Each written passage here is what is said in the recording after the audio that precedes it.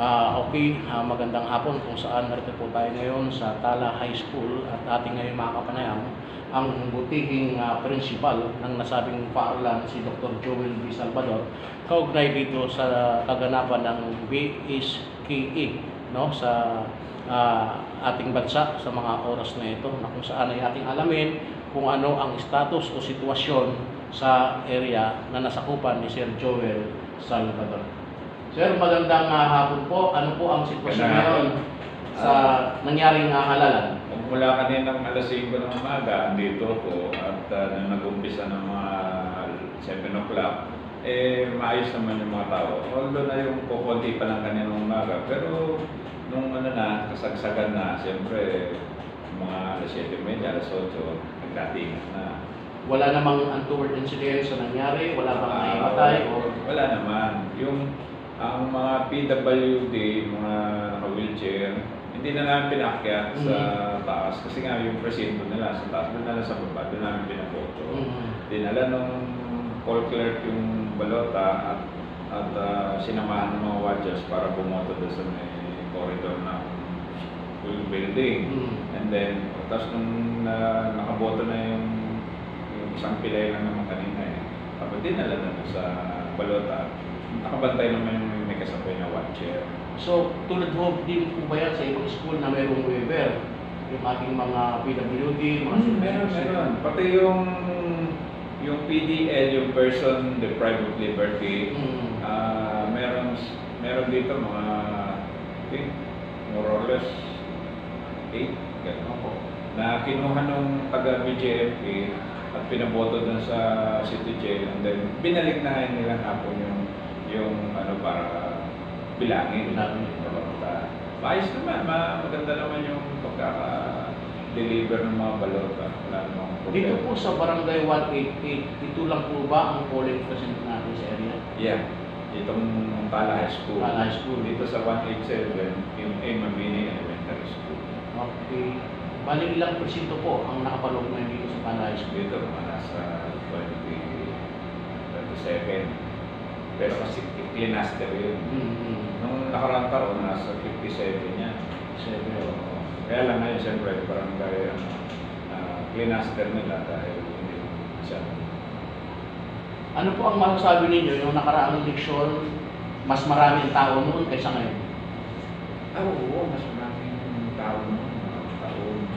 Kasi, siyempre, national election, senator, presidente, senator, tapos city officials.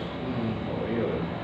Pero ngayon, siyempre, barangay lang, parang kukunti. Kukunti tao, manipis talaga, hindi ko kaya naman mga tahimik ko. Pagpasok ko pa lang, tahimik. Nung nakaraan taon, pagpasok ko niyan, tao dyan. Dito ba, wala bang tumakbo ngayong kapatid natin ng Muslim, bilang kapitan? Wala naman. Meron ako nakita dyan, 3 yata na kandidato. Kagawad? Kagawad. Pero sa kapital? Kilala ko naman yung mga PTA officers namin yun. Ako nasa NHC High School, si Mr. Lato, si Mr. Abbas, may isang lumat ako yung pangalan.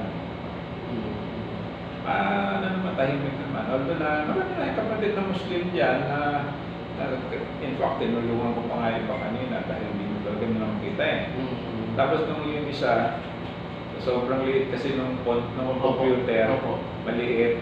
Talaga sabi ko, hindi nyo makikita Ako nakasabi mo, kaya nakita ko. Pero yung iba, malabo ng mata. Kaya talaga kailangan i-guide ng mga tao. Mabuti naman yung mga watcher ng mga kandidato, they are very much willing naman na tumulong talaga. Kaya peaceful naman. Ako, gitikot kanina, dala ko radyo. Ikot-ikot ako kanina. Kaya lang, siyempre, ngayon patapos na, wala nang buboto sa Senate. Hanggang anong oras mo talaga? Alas 3 lang talaga. Pero alas 7, tapos na. Pero habang may nakapila pa, hindi, habang sabi ko kanina, billing ko doon habang may dumarating pa doon sa kanto doon sa likod, o kaya dito, meron pang naglalakad na, boboto pa kayo. Sabi ko, sigawan nyo na. Kung boboto, sige, papasukin nyo. Kahit na lampas na ng konti ng 3 o'clock. At pag wala na, sarado niya na. Ganun lang naman yan Okay, sir, ano lang ninyong masasabi sa ating mga botante? Talagang parang masipag sila sa barangay. Kasi talagang ultimate may sakit. Mga may biraran na talagang pupunta, ano pa, yung mga Ano, stroke, gusto bumuto ah. Parang, kasi karapatan naman nila, talaga ina-exercise nila yung kanilang right to suffrage. Kaya, ano nga ako, natutuwa nga ako, kahit sabi natin, may konting sakit na nararamdaman. Pupunta sila dito, kahit mga nirarayo. Balita ko, 4 ang naglalaban dito. Oo, 4 na. Sino-sino po mga... Yung isa yung dati, si Rizal Kapitan Rizal Chan. Tapos ito si Bernie Domingo. Tapos si Dennis Nastor. At yung isa pa, nalimutan ko na isa eh. Hindi ko kasi kilala yung tatlo lang kilala ka niyan eh. Although na ako yung taga-Tala, dito ako lumabas sa Tala, pero ang katikit ko lang yan, si Dennis Nastor, dahil yung asawa ng kaklase ko. Na nakita ko naman na gusto niyang mag-ikot, sige lang, okay lang. Total, retirado ka naman na sa pagtuturo, teacher yun eh. Tapos si Kapitana Rizal Chan, dati naman natin yung kapitan dito. Pero yung Bernie Domingo, hindi mo kami dito. Nandinig yung pangalan, pero wala naman akong nandiyan pa. Sila parehas naman ang tingin natin yan dahil non-partisan ng deputy. Walang ikakampanya. Manawagan na lang po sa mga nais pang bumoto sa inyong lugar. Mga tao dyan, baka gusto nyo pa, pwede pa naman. Although na medyo malapit na mag-alas 3 Kaya bilis-bilisan na lang natin. Sayang naman yung boto nyo. Mauulit-uli yan sa 2025.